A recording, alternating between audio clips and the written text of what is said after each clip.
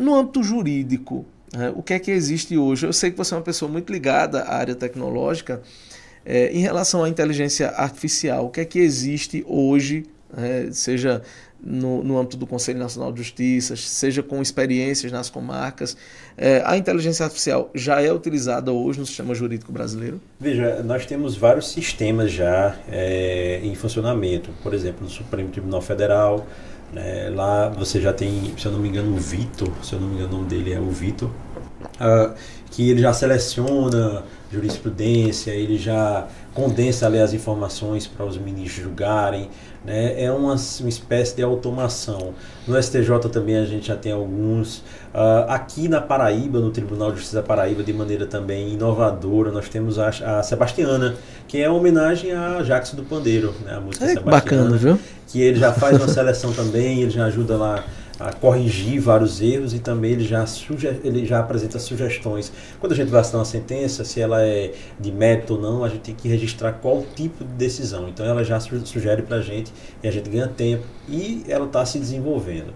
Tem em Pernambuco também, aqui na Paraíba nós criamos também no âmbito da execução fiscal lá na Vara de Fazenda Pública também, um específico. Então tem várias ferramentas. Tem muita automação também, que é diferente.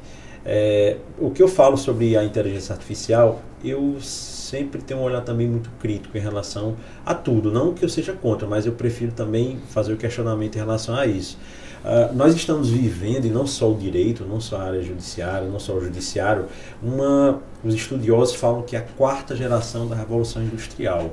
Né? Nós estamos nesse momento, ou uma nova Revolução Industrial, só que ela é bem mais brutal, porque antes quando as máquinas surgiram, as máquinas de fato elas substituíram empregos, substituíram as pessoas, mas elas eram operadas por humanos, os humanos faziam a manutenção. Um exemplo, para ficar claro, no canavial, as pessoas foram substituídas em alguns lugares, né, por máquinas, mas a máquina ela era dirigida, ela era conduzida por uma pessoa, existia o pessoal ali que foi qualificado para fazer toda a manutenção. Agora não.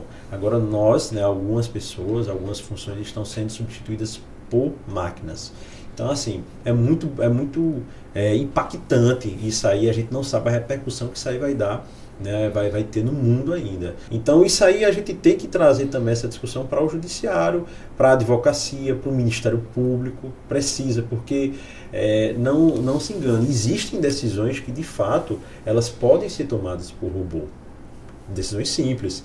Por exemplo, uma negativação, se não houver questionamento. Se o nome está negativado, a gente vai verificar. Então a máquina ela percebe que isso não está negativado, a outra parte contesta, não junta nenhum contrato justificando essa negativação, então ele já sabe qual é o resultado procedente.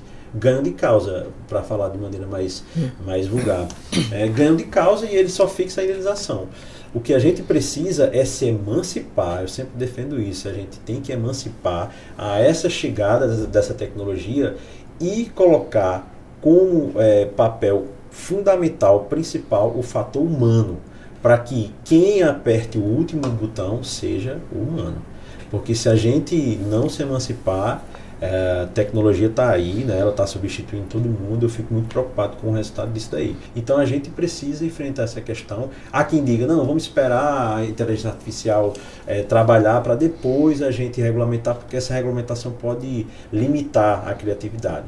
Eu penso de uma maneira mais ao meio, mais ao centro. Acho que a gente tem que começar a pensar e colocar o humano para apertar o botão, senão vai ser substituído. No âmbito jurídico, é uma situação complicada porque existe todo o processo recursal. Então, não é que o robô, a inteligência artificial, vá tomar aquela decisão ali e as partes vão se contentar com aquilo. Né? Então, você tem a própria natureza recursal do direito. E existem algumas áreas, algumas atuações que existe o contato direto do juiz com a pessoa que está ali pleiteando algum tipo de benefício. Então, por exemplo, não se trata só de documento. Um juiz que trabalha, por exemplo, com aposentadoria rural, ele pede muitas vezes para ver as mãos daquela pessoa que diz que trabalhou 30 anos na agricultura. Né? O INSS, por exemplo, já existem relatos de alguns problemas quando você entra no sistema do INSS, que o cálculo é feito ali. Muitas pessoas estão se baseando pelo sistema do INSS para pleitear a aposentadoria, só que é feito aquele cálculo automatizado e quando chega no servidor, o servidor confere a documentação e diz: não tá batendo isso aqui. E muitas vezes você, baseado naquilo, pede demissão ou muda algum processo, né? Então eu acho que no âmbito jurídico a gente vai ter que ter um pouquinho mais de paciência. Eu concordo com você nesse sentido, né? Eu já uso alguns sistemas, né, de automação própria que eu criei. Automação, só para ressaltar, é diferente de inteligência artificial. Né? Inteligência artificial, o grande Nicoleles, né, ele faz um questionamento também, se é inteligência e se é artificial, porque para ele não existe, né? A gente ainda não conseguiu emular o cérebro humano, mas eu também uso muito o chat GPT, né? Sempre conferindo, mas ele é uma ferramenta importante para adiantar o trabalho. Em vez de eu ficar copiando determinado tipo de texto, ele me ajuda já a adiantar isso. Então, mas assim, a gente precisa trazer esse olhar humano, a gente não pode perder essa humanidade, principalmente no direito. Que a gente está lidando com pessoas, com vidas, cada processo daquele ali é uma vida, né?